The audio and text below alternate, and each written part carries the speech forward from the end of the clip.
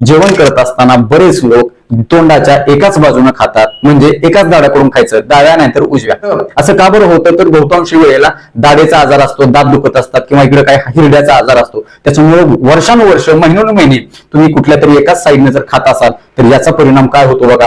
जेव्हा तुम्ही दोन्ही बाजूनी खातात तोंडाच्या, तेव्हा तुमचा घास चांगला चावला जातो, तो बारीक केला जातो. सगळ्यात महत्वाचं, तोंडामधली जी लाळ आहे ती त्या घासाच्या बारीक बारीक कणामध्ये अतिशय चांगल्या प्रकारे मिसळली जाते. आणि लक्षात ठेवा, आपण खाल्लेल्या अन्नाच्या पचनाची सुरुवात ही तोंडापासूनच होत असते. जेव्हा तोंडातली लाळ आपल्या अन्नकणामध्ये बारीक घासामध्ये मिसळली जाते, जेव्हा आपण हा घास जिभेने इकडे तिकडे फिरून लाळेमध्ये चांगला मिसळून दातांना चांगला बारीक करून तयार करतो, तेव्हा तो पचनासाठी अतिशय चांगला परिपक्व बनतो. अन्यथा तो व्यवस्थित पचवला जात नाही. त्याच्यामुळे दोन्ही बाजूनी तुम्ही खाणं गरजेचं आहे. जर तुम्हाला दाताच्या संबंधित काही तक्रारी असतील तर तुम्ही लवकरात लवकर त्या दुरुस्त करून दोन्ही बाजूने खायला सुरुवात करा. यासोबतच अशा प्रकारच्या एका बाजूने खाण्यामुळे तुमच्या तोंडाची, तुमच्या दाढेची जी बाजू वापरात नाही ती बाजू आजारी पडायला लागते, तिथले दात किडायला लागतात, तिथल्या हिरड्यांचा आजार व्हायला लागतो. का बरं? कारण तिथल्या लाळेचा संपर्कच होत नाही.